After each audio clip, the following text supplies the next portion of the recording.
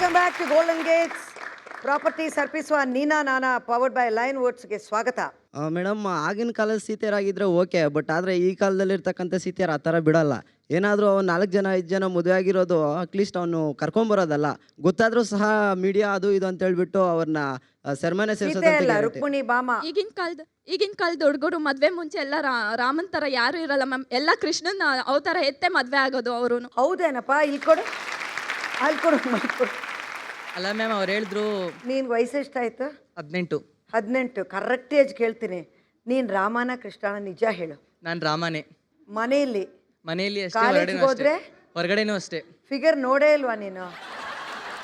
ಆಯ್ತು, ಫಿಗರ್ನ ನೋಡ್ತೀವಿ, ಅವ್ರು ನಮ್ಮ ಸಿಸ್ಟರ್ ತರ ಭಾವಿಸ್ತೀವಿ. ನಾನು ನೀನು ಕಣ್ಣೆತ್ತಿ ಇನ್ನೊಂದು ಫಿಗರ್ನ ನೋಡಲ್ಲ. ನೋಡ್ತೀನಿ, ನನ್ನ ಸಿಸ್ಟರ್ ಭಾವನೆಯಿಂದ ನೋಡ್ತೀನಿ. ನಾನು ಸಿಸ್ಟರ್ ಭಾವನೆಯಿಂದ ನೋಡ್ತಾನೆ. ಎಷ್ಟೊಂದು ಸುಳ್ಳು ಮೇಡಮ್, ಖಂಡಿತ ಆಗಲ್ಲ. ಮೈಕ್ ಕೊಡು. ಏನ್ ಸುಳ್ಳು ಹೇಳ್ತಾನೆ ಅವ್ನು ನೋಡು. ಎಲ್ಲರನ್ನು ಸಿಸ್ಟರ್ ಭಾವನೆಯಿಂದ ನೋಡೋದಾದ್ರೆ ಸೀತೆ ಸಿಗದೇ ಇಲ್ಲ ಮೇಡಮ್ ಅವ್ರಿಗೆ. ನಾನ್ ಮಾಡ್ಕೊಳ್ಳೋ ಅವ್ರ ಬಿಟ್ಟಿಗೆ ಎಲ್ಲರೂ ನನ್ನ ಪರವಾಗಿ ಸಿಸ್ಟರ್ಸೇ. ಶಾಪಾನೇ ಕೊಟ್ಬಿಟ್ಟ. ನೀನೇನಪ್ಪ, ನಿನ್ಗೆ ಎಷ್ಟು ವಯಸ್ಸಾಯ್ತಪ್ಪ? ನಂಗೆ 23 ಮೇಡಮ್. ನಿನ್ ಮನಸ್ಸಲ್ಲಿ ಒಂದು ಕ್ಷಣನು ಹುಡುಗಿ ಚೆನ್ನಾಗಿದ್ದಾಳೆ ಅನ್ನೋದು ಬಂದೇ ಇಲ್ವಾ? ಅಲ್ಲ, ಸೌಂದರ್ಯನ ಅನುಭವಿಸೋದು ಇದು ಮೇಡಮ್. ಅಲ್ಲೇ ರಾಮ ಹೊರಟೋಗ್ಬಿಟ್ಟ. ಹಿಂಗಡೆ ಕೊಡು. ಈಗ ಇದುವರೆಗೂ ಮಾತಾಡ್ತಾ ಇದ್ರು 3 ಜನ 4 ಜನ 16,000 ಜನ ಅಂತ. ನಮ್ಮ IPC ಸೆಕ್ಷನ್ ಬಹುಶಃ ನೆನಪಿದ್ರೆ ಅವ್ರಿಗೆಲ್ಲ ಬೆವ್ರು ಬರಬೇಕು. ಯಾಕೆ ಗೊತ್ತಾ? ಒಂದು ಹೆಂಡತಿ ಆದ್ಮೇಲೆ ಇನ್ನೊಂದು ಹೆಂಡತಿ ಕಟ್ಕೋತಾ ಇದ್ದಾನೆ ಅಂತ ಗೊತ್ತಾದ್ರೆ ಹಂಗೆ ಬಂದ್ಬಿಟ್ಟು ಬೆಳೆ ಹಾಕೊಂಡು ಅವ್ರು ತಗೊಂಡೋಗ್ತಾರೆ. ಅದು ಗೊತ್ತಾಗ್ಬೇಕು ಅವ್ರಿಗೆ. ಮದುವೆ ಅಂತನ್ನುವಂಥ ವ್ಯವಸ್ಥೆ ಇರೋದೇ ಒಂದು ಹೆಂಡತಿಗಾಗಿ, ಬೇಕಾದಷ್ಟು ಮಾಡ್ಕೊಳ್ಳೋದಕ್ಕಲ್ಲ. ಮತ್ತು ಅದು ಮಾನಸಿಕವಾಗಿ ಬೇಕಾದ್ರೆ ಏನಾದರೂ ಆಗಿರಲಿ, ಭೌತಿಕವಾಗಿ ಕಾಣುವಂತೆ ಆದರ್ಶವಾಗಿ ಬದುಕಬೇಕು ಅಂತಂದರೆ ಅದು ಭೌತಿಕವಾಗಿ ಒಂದು ಹೆಂಡತಿಯನ್ನು ಮಾತ್ರ ಇಟ್ಕೊಂಡಿರ್ಬೇಕು. ಮಾನಸಿಕವಾಗಿ ಎಲ್ಲರೂ ಕೆಟ್ಟಿರ್ತಾರೆ. ಒಂದೇ ನಿಮಿಷ. ಹುಡುಗಿರೇ ತಯಾರಾಗಿರೋವಾಗ ಹುಡುಗರಿಗೆ ಏನ್ ಸರ್? ತಯಾರು ಪ್ರಶ್ನೆ ಬೇರೆ, ಕಾನೂನೇ ಬೇರೆ. ಇಷ್ಟೊಂದು ಜನ ಹೆಂಡತಿರ್ನ ಇಟ್ಕೊಂಡ್ಬಿಟ್ರೆ ಒಂದು ಮನೆಯಿಂದ ಒಂದು ಮನೆಗೆ ಹೋಗೋಕ್ಕೆ ಆಗಲ್ಲ. ಟ್ರಾಫಿಕ್ ಅಷ್ಟು ಪ್ರಾಬ್ಲಮ್ ಇದೆಯಲ್ಲ. ಆಲೋಚನೆ ಮಾಡಿ, ಅವ್ರು ಎಷ್ಟೇ ಕೃಷ್ಣ ಆದ್ರೂ ಇಳ್ಕೊಡಿ. ಮೇಡಮ್, ಇವರು ಒಬ್ಬರೇ ಹೆಂಡ್ತಿ ಇರಲಿ ಅಂತ ವಾದ ಮಾಡ್ತಾರೋದೇನಕ್ಕೆ ಅಂದರೆ, ಒಬ್ಬಳೇ ಹೆಂಡ್ತಿನೇ ಸಾಕು ಅಂದರೆ 16,000 ಹೆಂಡ್ತಿ ನಡ್ಕೊಳ್ಳುವಂಥ ರೀತಿಯಲ್ಲಿ ಒಬ್ಬಳೇ ಹೆಂಡ್ತಿ ಅಷ್ಟು ಚಿತ್ರಹಿಂಸೆಯನ್ನು ನೀಡಿದ್ದಾಳೆ ಅಂತ ಅವರೆಲ್ಲ ಹೇಳ್ತಾ ಇದ್ದಾರೆ.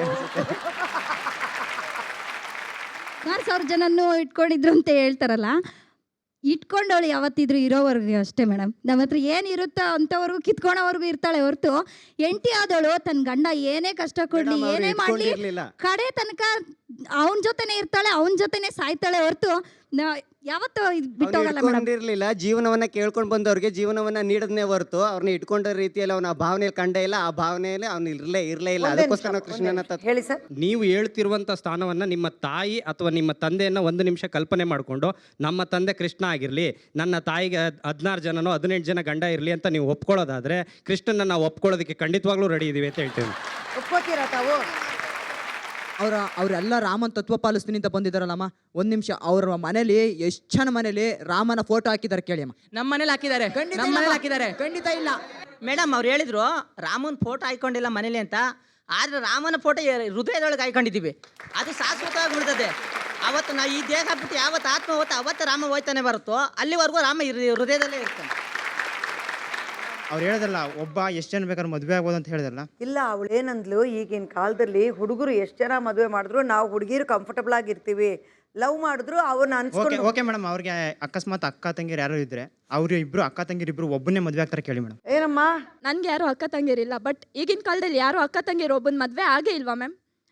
ಹಂಗನ್ಬಿಟ್ಟು ಅಕ್ಕ ತಂಗಿರು ಇಬ್ರು ಕಿತ್ತಾಡ್ತಾರೆ ಅಂತ ಇಲ್ಲ. ಖಂಡಿತ ಅವರಿಬ್ರು ಪ್ರೀತಿಯಿಂದ ನನ್ನ ಗಂಡ ನಾವಿಬ್ರು ಒಂದೇ ಅನ್ಕೊಂಡು ಸಂಸಾರ ನಡೆಸ್ತಾರೆ. ಒಂದು ಪ್ರೀತಿ ಒಂದು ಇದೆಯಲ್ಲ, ಅವ್ನು ನಮ್ಮನ್ನ ಚೆನ್ನಾಗಿ ನೋಡ್ಕೊತಾನಲ್ವಾ ಅಂದ್ಬಿಟ್ಟು ಎಲ್ಲ ಅನ್ಯೋನ್ಯತೆಯಿಂದ ಇರ್ತಾರೆ.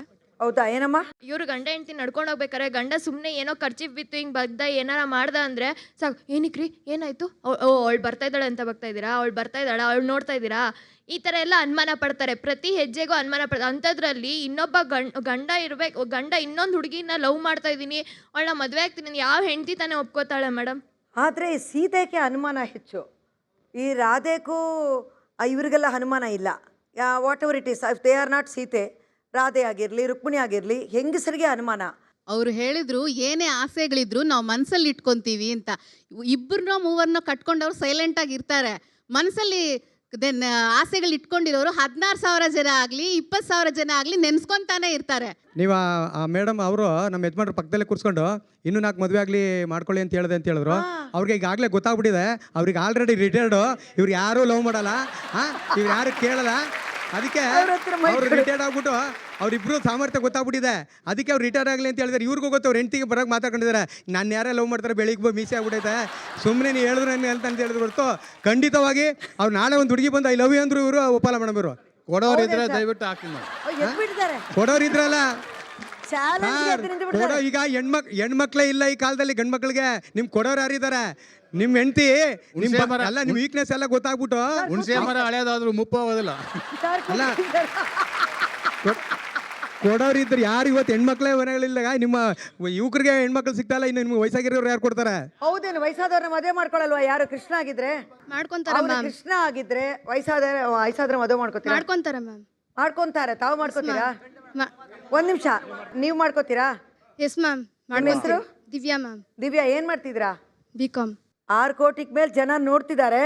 ಮುದುಕರೆಲ್ಲ ಅಪ್ಲಿಕೇಶನ್ ಹಾಕ್ತಾರೆ. ಹುಷಾರ್, ಇದಕ್ಕಿಂತ ಏನು ಹೇಳೋದಿಲ್ಲ. Stay tune. ಯಾಕೆ ಕೃಷ್ಣ 16,000 ಹೆಂಡತಿ ಬೋರ್ ಆಗೋಯ್ತಾ ನಿನ್ಗೆ? ಏನ್ ರಾಮ, ಕೃಷ್ಣನ್ ಕಡೆ ಹೋಗ್ಬಿಟ್ಟಿದ್ದೀರಾ? ಒಬ್ಬಳೇ ಹೆಂಡತಿ ಬೇಡವಾ ನಿಮ್ಗೆ?